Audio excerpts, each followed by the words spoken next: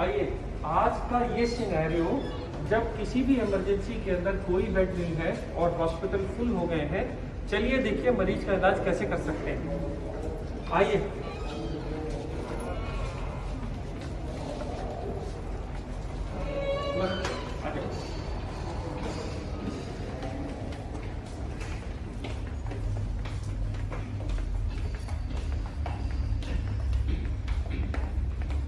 आप ऐसे लेट जाइए।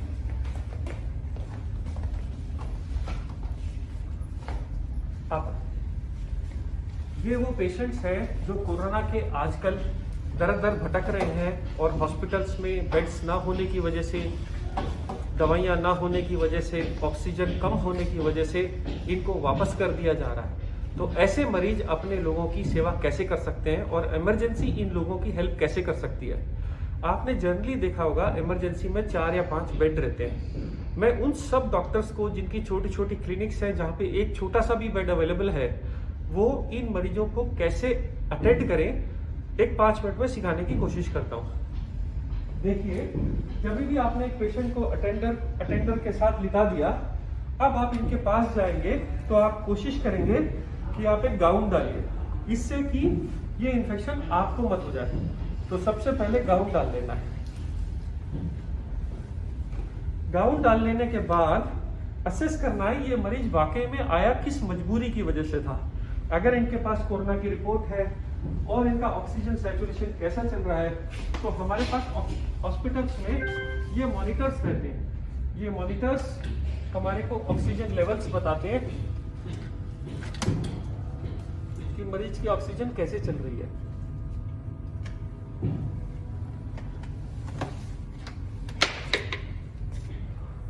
ये पल्स ऑक्सीमीटर प्रोब है जो आपको हॉस्पिटल में मिलता है। अगर आप देखिए, ये ग्राफ बनने के बाद एक वैल्यू आती है यहाँ पे, ये 100% ऑक्सीजन के साथ आया है। तो आपको ऐसी फैमिलीज को जो डर के मारे हॉस्पिटल आ रहे हैं, जिनकी ऑक्सीजन 90 से ऊपर है, उनको बताना है कि आप पहली बात खतरे में नहीं हैं और आप ऐसे मरीजों का घर पे आराम से इलाज कर सकते हैं जिनका भी ऑक्सीजन 90 से ज्यादा है। इन लोगों को ज्यादातर एक तो डर और एक खाना ना खाना, वोमिटिंग होना, डायरिया, मोशंस होना और सांस फूलने की तकलीफ होती है, खांसी की। तो सबसे पहले आप इन पेशेंट्स के अटेंडर को समझाना है कि आप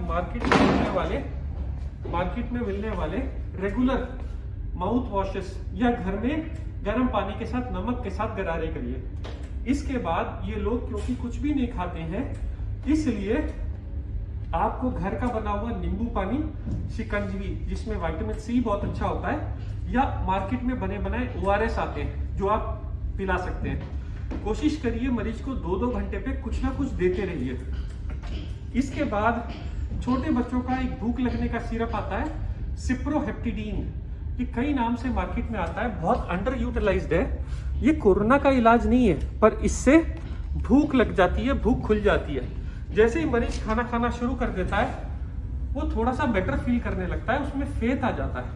अब ज्यादातर कोरोना का ट्रीटमेंट जो भी हम हॉस्पिटल में करते हैं, वो उनके बुखार के लिए, छाती में खड़खड़ के लिए, सांस फूलने के लिए होता है।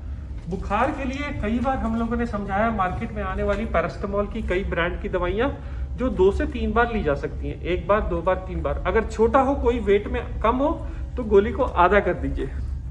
ये गोलियां ऑन द काउंटर अवेलेबल है और सेफ है। इसके लिए आपको मेडिकल प्रिस्क्रिप्शन की जरूरत नहीं है। पैरास्टामोल के लिए, एसिडिटी के लिए कई लोग पेंटोप्राजोल, रेबिप्राजोल खाते हैं। खांसी के लिए मार्केट में बहुत सारे सिरप आते हैं, सब एक जैसे हैं। अब ये तो हो गया सिर्फ सिम्टम्स का इलाज कि आप अपनी ऑक्सीजन चेक करिए, आप खाना खाइए, आप अपना सैनिटाइजेशन और मुंह साफ रखिए और तकलीफों की इलाज करिए। अब इसके अलावा क्या बचा?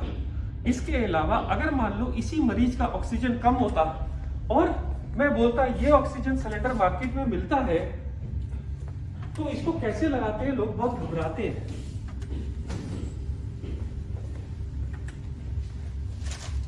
अगर आप देखिए मार्केट में ऐसे ऑक्सीजन के मास्क आते हैं, ये मास्क मार्केट में आराम से मिल जाता है। ये मास्क में एक एंड एक पाइप रहता है और दूसरा एंड दूसरा पाइप रहता है। एक पाइप इस मास्क के साथ जुड़ जाता है, लो जुड़ गया। ये वाला पाइप आप ऑक्सीजन सिलेंडर के इस वाले एरिया में लगा सकते हैं। इसके बाद एक नॉब आती है और ये ऑक्सीजन कितने लीटर पे चलानी है ये सबके साथ ये बनाया आता है। जब भी आप लेते हैं तो आप ऑक्सीजन को पहले 2 या 3 लीटर पे खोलिए। इसके बाद आप देखिए इसमें हवा आ रही है कि नहीं। पेशेंट्स को आराम से लिटा के ये ऑक्सीजन मास्क आप कंफर्ट करके लगा दीजिए और ये ऑक्सीजन देखते रहिए।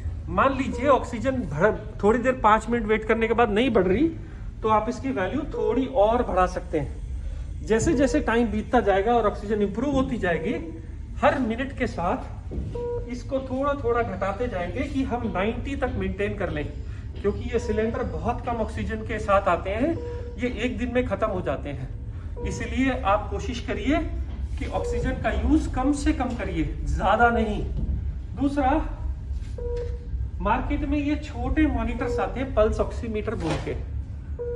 ये पल्स ऑक्सीमीटर सिर्फ एक बटन के साथ ऑन हो जाता है और ये एग्जैक्ट सेम रीडिंग देता है जो रीडिंग बड़ा मॉनिटर हॉस्पिटल में देता है। आप देखिए ये भी 100% बता रहा है ऑक्सीजन, और ये वाला पल्स ऑक्सीमीटर भी इस पेशेंट की ऑक्सीजन जब मापता है तो वो भी इसको 100 ही बताएगा। पर ये बताने में जब तक ये ट्रायंगल आते हैं फिर ये वैल्यू आनी शुरू होती है। देखिए, तो ये छोटे पल्स ऑक्सीमीटर, बड़े पल्स ऑक्सीमीटर ऑलमोस्ट सेम तरह की इंफॉर्मेशन देते हैं। लोगों का सवाल ये है कि मार्केट में या तो ऑक्सीजन मिल नहीं रही और मिल रही है तो कम है, तो हम क्या करें। तो आप के पास क्योंकि ये ऑप्शन नहीं है या जिस टाइम पे ये ऑप्शन नहीं मिल रहा है, आप मरीज को समझाना पड़ेगा कि आप औंधे मुंह के लेटिए। 1 तकिया, 2 तकिया, 3 तकिया, इस तरफ तकिया, आपकी मर्जी है।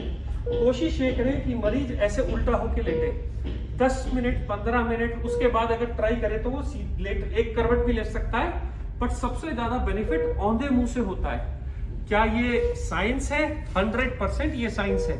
पुराने जमाने में जब लंग्स की डिसीज हो जाती थी और लंग्स बहुत बैडली खराब हो जाते थे, तो भी ये वेंटिलेटर के ऊपर भी पेशेंट को उल्टा करा जाता था। उसका कारण क्या है? जो ये बैक साइड ऑफ लंग्स के अंदर जो एयर स्पेसेस हैं, उसको कोरोना अफेक्ट नहीं करता, इसलिए पेशेंट को उल्टा करने से वो रिजर्व स्पेसेस खुल जाती हैं। उन रिजर्व स्पेसेस के साथ आदमी आराम से नई ऑक्सीजन बना सकता है, और जब तक ऑक्सीजन नॉर्मल लंग बनाने नहीं लगता, जब तक के लिए आपको सपोर्ट करता है। इस वक्त मरीज को कहना है कि ये पल्स ऑक्सीमीटर लगा के रखे और अब आप ऑक्सीजन चेक करिए।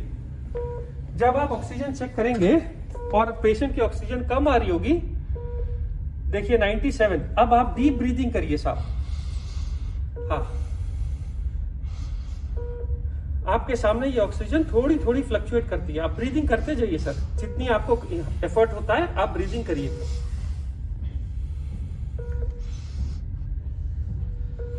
देखिए 97 से 98 हुआ, ब्रीदिंग करते जाइए सर थोड़ी थोड़े। 99 हुआ,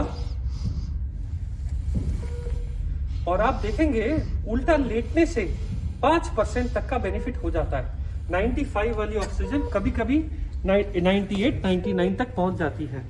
सिर्फ बगैर ऑक्सीजन के एक दिन में आधे से 2 घंटा उल्टा लेटने से बहुत फर्क पड़ जाता है। पर लोग पूछेंगे क्या ये इनफ है, क्या इसके अलावा और कोई ट्रीटमेंट है? जी हाँ है। बहुत सारी मार्केट में आज की तारीख में रेमडेसिविर इंजेक्शन के बारे में चल रहा है, ब्लैक भी हो रही है, शॉर्टेज भी हो गई है। पर आज तक के साइंस के किसी भी स्टडी के अंदर रेमडेसिविर से जान बचते नहीं देखा गया। फिर ये क्यों बिक रही है और क्यों दी जा रही है और क्यों अप्रूव हुई एफडीए के थ्रू? क्योंकि हमारे पास स्टार्टिंग में इसके अलावा ज्यादा कोई दवाई नहीं थी। अगर आप डाटा में जाइए तो सच्चाई ये है कि दुनिया में आज तक सिर्फ 2 दवाइयां बनी हैं जो कोरोना में लोगों की जान बचाती हैं, जिसमें सबसे पहली दवाई का नाम है स्टेरॉइड का इंजेक्शन। ये स्टेरॉइड का इंजेक्शन जिसकी स्टडी यूके में हुई थी, इसको कहते हैं डेक्सामीथासोन। ये ना तो ब्लैक हुआ, ना लोग इसके पीछे भागे। क्यों नहीं भागे? क्योंकि अगर आप इसकी एमआरपी देखिए, ये 10 रुपए है। डेक्सामीथासोन के ऊपर यूके ने स्टडी निकाली है और पूरे वर्ल्ड में ये स्टेरॉइड दिया जाता है। ये इंजेक्शन रेमडेसिविर से ज्यादा जान बचा रहा है, और ये मैं ऑन रिकॉर्ड बोल रहा हूं। रेमडेसिविर से ज्यादा इफेक्टिव ये इंजेक्शन है, पर ये सब मेडिकल गाइडेंस के अंडर ही दिया जाता है। इसलिए रेमडेसिविर के पीछे भागना छोड़िए। जो अवेलेबल है, जिससे हम अपने लोगों की जान बचा सकते हैं, जो हमारे पास इंडिया में सस्ता अवेलेबल है, आप उसके साथ जाइए। तो बाकी दवाइयों का क्या हुआ? बाकी दवाइयां जो हाइड्रोक्सीक्लोरोक्विन, जो आइवरमेक्टिन बोल के दवाइयां आई थी, वो सारी दवाइयां फेल हो गई ट्रायल्स के अंदर, और उनको अब कोई यूज नहीं कर रहा है।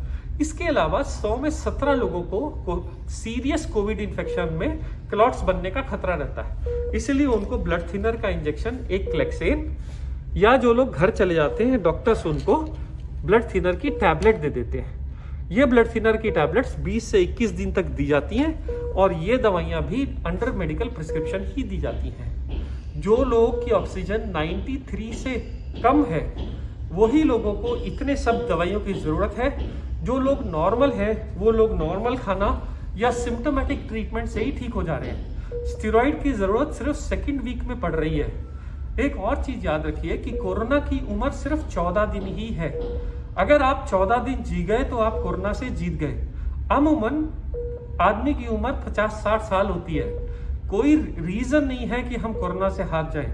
अगर हम हाथ जोड़ लें, एक दूसरे की मदद करें, चीजें ब्लैक ना होने दें, और जो अवेलेबल संसाधन है आज हमारे पास, उसको यूज करें, तो हम सब ज्यादा से ज्यादा लोगों की जान बचा पाएंगे। मैं संजीव कुमार, सनशाइन हॉस्पिटल हैदराबाद से बोल रहा हूँ।